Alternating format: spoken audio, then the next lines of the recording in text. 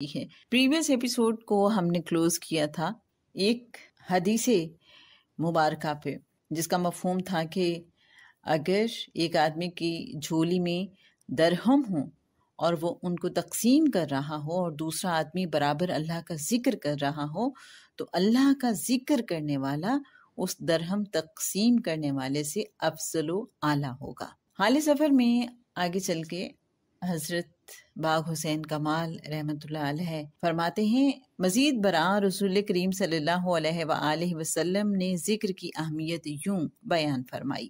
ابی موسیٰ رضی اللہ تعالیٰ عنہ سے روایت ہے، انہوں نے کہا کہ رسول اللہ صلی اللہ علیہ وآلہ وسلم نے فرمایا، اس شخص کی جو اپنے پروردگار کا ذکر کرتا ہے اور اس شخص کی جو اپنے پروردگار کا ذکر نہیں کرتا، زندہ اور مردہ کی سی مثال ہے۔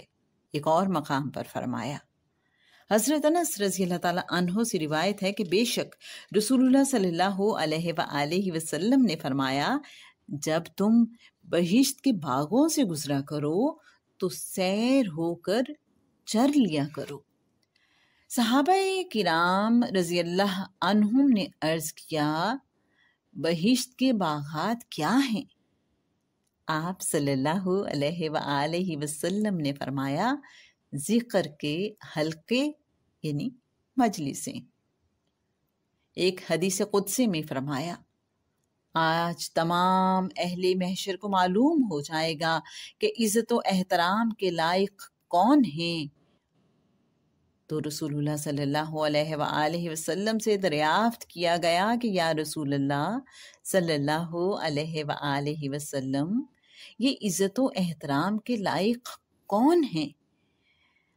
آپ صلی اللہ علیہ وآلہ وسلم نے فرمایا کہ مسجدوں میں ذکر کی مجلسیں منعقد کرنے والے ذاکرین ہیں۔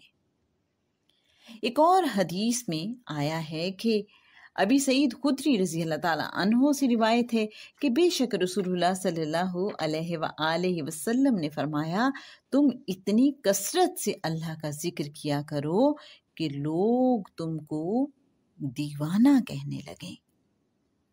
گویا غایت عبادت یہ ہے کہ انسان کا دل کسی لمحے بھی اللہ تعالیٰ کی یاد سے غافل نہ ہونے پائے، اور اس یاد الہی کو دائمی طور پر دل میں جاگزین کرنے کے لیے ہی صوفیاء کرام رحمۃ اللہ علیہ قلب اور سینے میں چند دوسرے مقامات جنہیں تصوف کی اصطلاح میں لطائف سے تعبیر کیا جاتا ہے پر تصور جما کر اس میں ذات اللہ کی ضربات و اشغال اختیار کرتے اور سالکین کے قلوب اور مذکورہ مقامات پر اپنی روحانی توجہ القاء کرتے ہیں۔ اس باطنی توجہ کی تائید اس حدیث پاک سے ہوتی ہے۔ اور پھر رسول اکرم صلی اللہ علیہ وآلہ وسلم نے ابو محذورہ رضی اللہ عنہ کے ماتھے پر ہاتھ رکھا، پھر ہاتھ کو اس کے چہرے پر لے گئے، پھر سینے پر، پھر آپ صلی اللہ علیہ وآلہ وسلم کا ہاتھ اس کی ناف تک پہنچا، پھر آپ صلی اللہ علیہ وآلہ وسلم نے دعا دی کہ اللہ برکت دے۔ توجہ اور تصرف کی وہ مثال قابل غور ہے کہ جب حضور صلی اللہ علیہ وآلہ وسلم غار حرا میں تھے تو حضرت جبرائیل علیہ السلام تشریف لائے اور 3 بار فرمایا، اقرا۔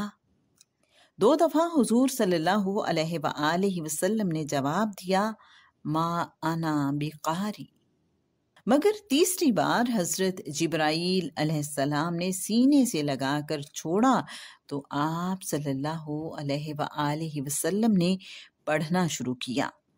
بخاری کی اس حدیث شریف کی شرح میں عارف کامل محدث اجل عبداللہ ابی بن جمرہ رحمۃ اللہ علیہ نے بہجت النفوس میں فرمایا ہے، اس حدیث سے ثابت ہوا کہ دبانے والے کا اتصال اس کے جسم سے ہوا جسے بھینچا گیا، جو حصول فیض کا ایک طریقہ ہے۔ تو اس کے جسم کے اتصال سے باطن میں ایک قوت نورانیہ پیدا ہو جاتی ہے اور اس قوت سے دوسرا شخص اس بوجھ کو اٹھانے کے قابل ہو جاتا ہے۔ چنانچہ جب جسم جبرائیل علیہ السلام حضور اکرم صلی اللہ علیہ وآلہ وسلم کی ذات اقدس سے متصل ہوا تو اس میں وہ کیفیت نورانیہ پیدا کر دی جس کا ہم نے ذکر کیا ہے۔ مزید یہ کہ فرشتے کی آواز سنی جو اس سے پہلے نہ سنی تھی، اور اہل میراث متبعین سنت محققین صوفیہ نے یہی طریقہ حاصل کیا ہے۔ مزید برآں مشکات شریف میں حضرت ابی رضی اللہ تعالی عنہ بن کعب کا واقعہ ان کی زبانی مذکور ہے۔ ابی رضی اللہ عنہ بن کعب فرماتے ہیں کہ اسلام کی تکذیب زمانہ جاہلیت سے بھی زیادہ میرے دل میں واقع ہو گئی۔